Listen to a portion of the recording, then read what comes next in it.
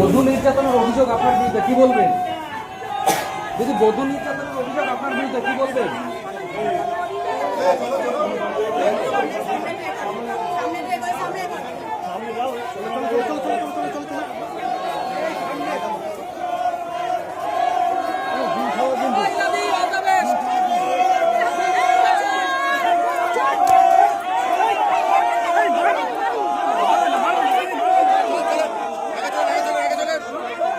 চলেন না, আগে চলেন না।